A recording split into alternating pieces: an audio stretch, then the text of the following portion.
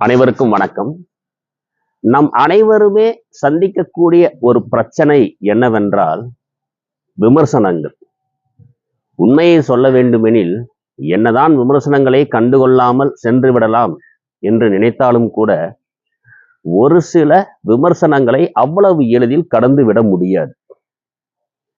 அப்படி இருக்கக்கூடிய சூழ்நிலைகளில் முழுமையாக அனைத்து விமர்சனங்களையும் நாம் கடந்து போக வேண்டும் என்றால் நாம் செய்ய வேண்டியது நம் வேலையை முழு ஈடுபாட்டுடன் செய்து கொண்டே இருப்பது.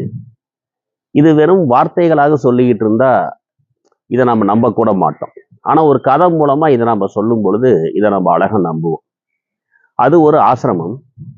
அந்த ஆசிரமத்துல குரு கிட்ட ஒருத்தர் போறாரு.